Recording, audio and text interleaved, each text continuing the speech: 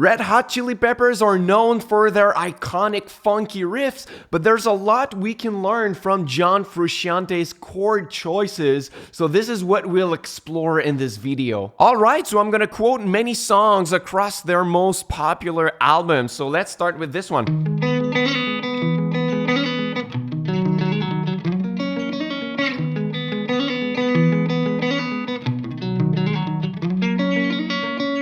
Snow Hey Ho. So what's happening in this song is that we have a super close relationship with the first triad. So the chord progression is G sharp minor, E, B, and F sharp. If I told you to play that, you would probably have this reflex as I do to play. But this is not what Frusciante did. He stripped down the G sharp minor chord to a smaller triad by keeping the strings 5, 4, and 3. And then if you want to go to the E chord, you could go here, but that's jumping a lot for nothing. You could change only one note and still get an E major triad. It's just one note, one semitone away. And that gives you that kind of shape for your major chord. So then he took that shape and played it everywhere. Right? So that could be an alternative to playing a minor chord shape in a major chord shape. And then you keep one finger available for the little embellishments. Which is trickier than it looks. It's very tricky to play that. Next, I really love the intro of that song, Otherside.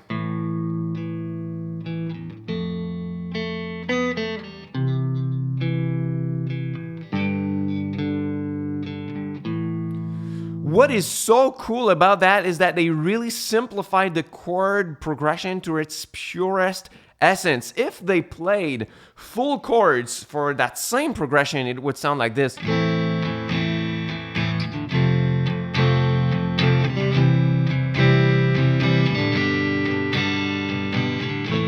That would be a good old 4-chord song, and even back then in 1999 when they came up with this album, this was already being used so much, that same kind of 4-chord progression. So how they made an intro that sounds so iconic and so good is that they separated the bass and the guitar, and they played notes that matter, notes that complemented each other very, very well. So the bass was playing only the root notes like this.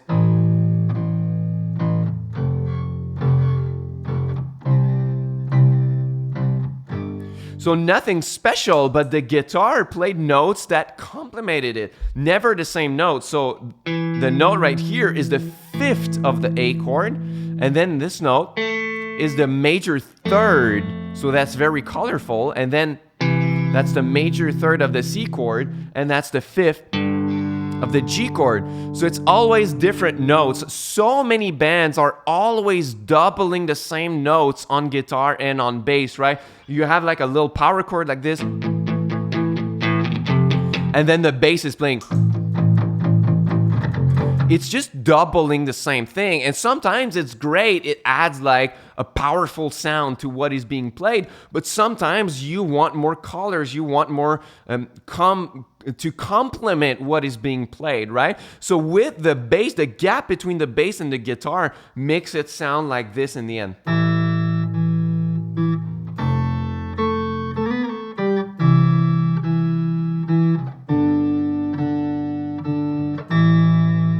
And it sounds so good because of that. So sometimes you have to think about, how can I take a chord progression that sounds plain or boring, and how can I simplify it in a way that's going to make it sound unique? This is something that the Red Hot Chili Peppers are doing so good. Let's go to a next song. I'm sure you know this one.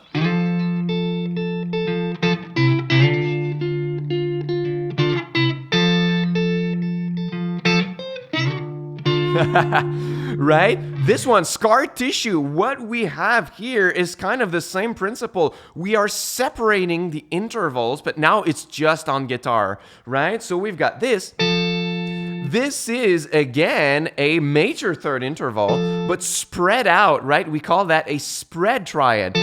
And we're gonna play that for all chords.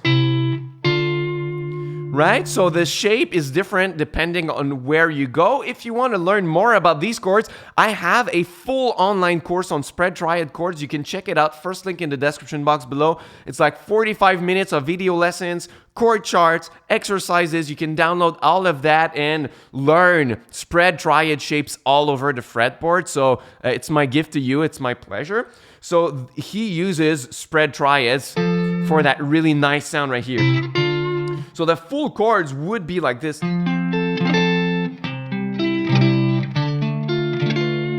But that's not how he uses them here, but sometimes he's going to use the full spread triads in many other songs, as we'll see in another song. So if you want to learn more, check out my free course below. Then I wanted to talk about this song right here. I don't know if you remember if I play this solo right here.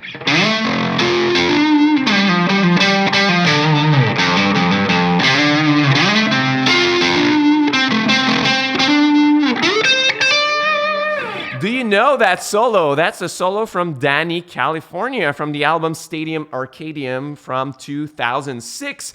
So what makes this solo so great is the choice of chords that he incorporates in the solo, right? The backing track to this solo is like this.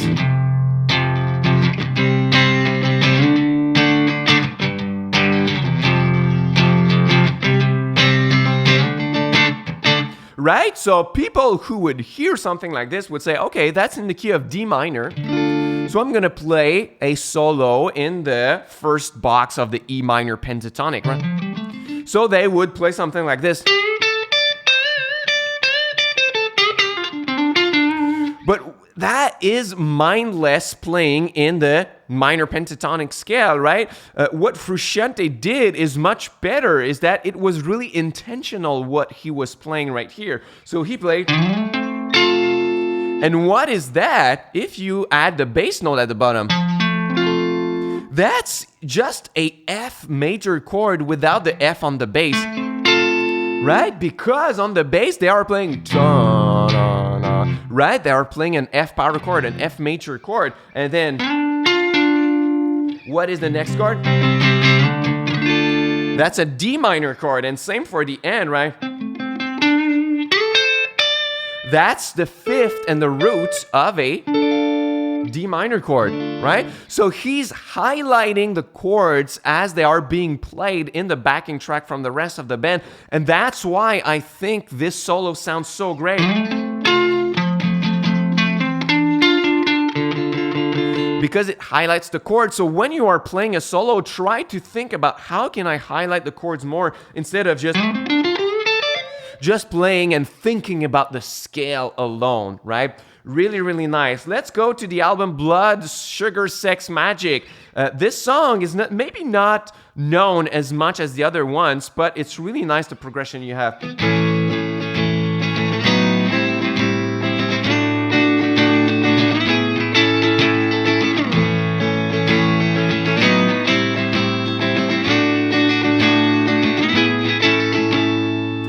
So that's called Breaking the Girl. And what he's doing here is that he starts with an A major bar chord. And we're going to keep the A string open and just move that. On so many frets, right? The frets 2, 4, 5, 7, 9. And then we're going to resolve on an A major chord like this. That's the same shape that I showed you in the Snow song, right? But we're just playing it with an open A instead of fretting it, right? So that's called a pedal point, to keep the same bass note under all chords. Because in a sense, that's like an A chord, a B chord, a C chord, D chord, E chord, but with a bass of A each time. So that's something that you could try with any open chords. You could do that with like a D or like an E or the A like we did. So that's really nice to try. If we stay on the same album, the song Suck My Kiss.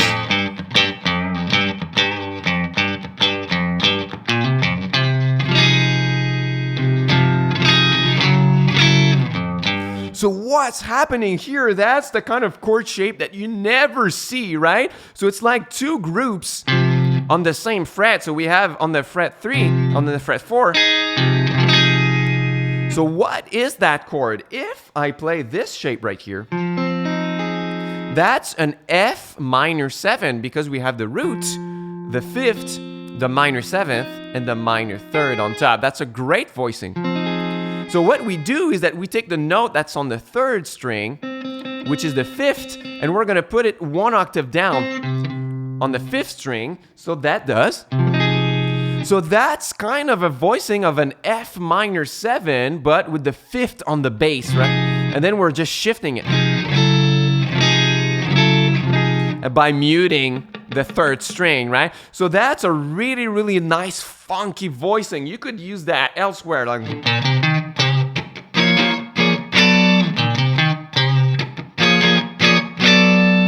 I really love it, so add that to your bag of trick ASAP. The next song I wanted to cover, of course, this one. It's iconic.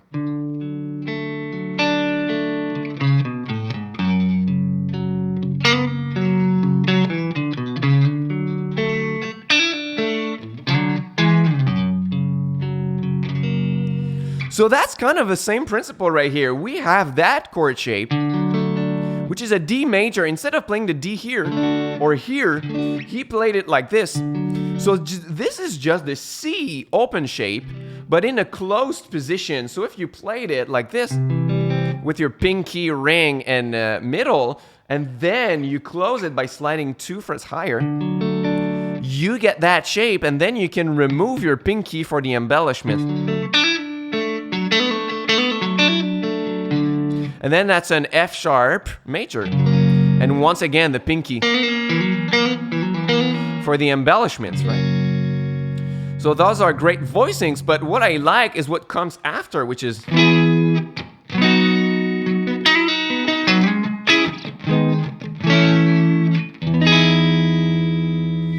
So we're gonna play bar chords by removing the E string. So no 1st and 6th strings are allowed. So that is an E. But then after that, that's a B. But we're not playing the top and the bottom strings, right? So we're left with that. And once again, it leaves the pinky to do some embellishments. And then you can slide. And that's the minor version, right? Instead of barring it like this, that's a C sharp minor. We're removing the outside strings like this, and we keep the same voicings everywhere. And then what I like is that he ends with an E major 7, this time with the open strings. So it's like we were waiting on playing those strings, and then it's like full E chord. Like sounding super full like this. So what I like from John Frusciante's chord choices is that the chords are fairly simple. It's always like major chords or minor chords, maybe simplified by removing a few of the strings, but from time to time, he's gonna add just one chord that sounds more colorful than the others, like this one. And it really surprises you, and it really sounds good because it's not like extended chords everywhere. It's just one to grab you right here. So that's why it's placed just at the right place in that song right here. The next song, Dosed, off the album By the Way in 2002. It's super cool. If I play the little spread triad that he does, it's like. But we already talked about those shapes. What I like is what he plays on top like this.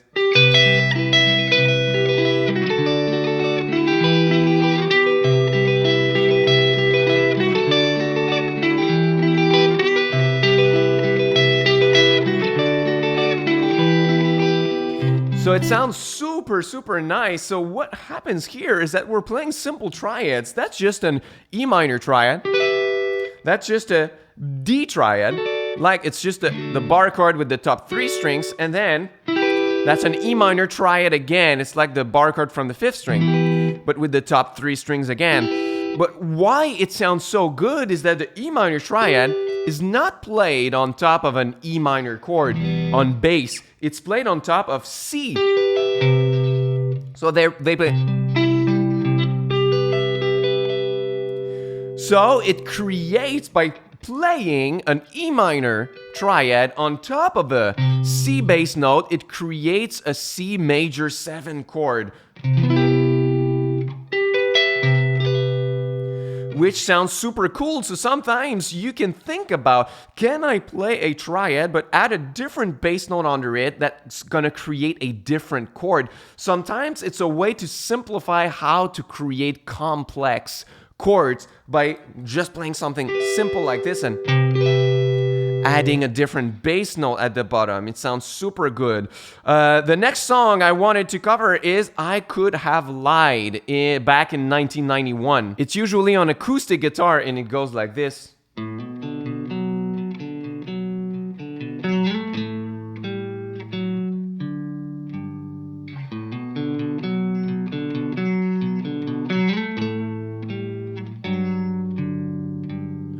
So I really like that last chord right here. It's a G major 7 without the third. In a super low voicing, you don't see that very often, right? So what we could do with a chord like this is to open the third and the second string. They don't do it, but it would sound really good. Like this, because now we get an extra root as the open third, and we get the major third with the open second. Sounds super nice. And then the song Road Trippin', it goes like this.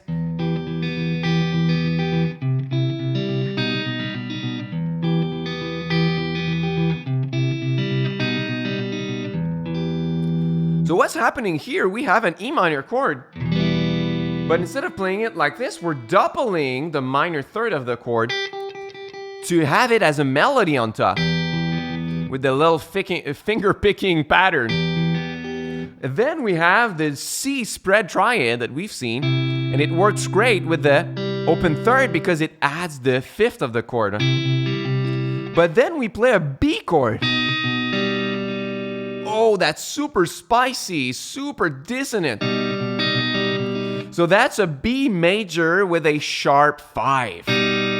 But since it's like passing in the chord progression, it just sounds great because we had the open G resonating from the previous chord. So it doesn't bother me in any way. And then they play.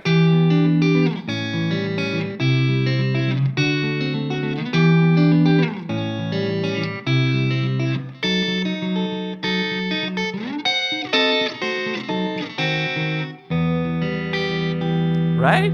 So we're playing E minor 7, then A dominant 7, C, D dominant 7, but what is really nice is the use of the diminished chord and the symmetrical nature of it, where he goes 3 frets down, 3 frets down, and then resolving to the E minor chord, right? So when you play diminished chord shapes, you can always go up or down 3 frets. And that's gonna work. I have a full lesson on that if you want to check that out. Once again, if you want to check out my course on spread triad chords to learn more about those types of chords, I have a full course. You can click on the first link in the description box below. It's a 45 minutes course full of chord charts, exercises. It's on my website on a online course platform. It's really, really nice. I'm showing you muting techniques too, and it's totally for free. It's my gift to you for watching my video today. So you should grab your spot. First link in the description box below. And I hope that you like this little trip in John Frusciante's and Red Hot Chili Peppers chords in this video. Until next time, my friend, take care and au revoir.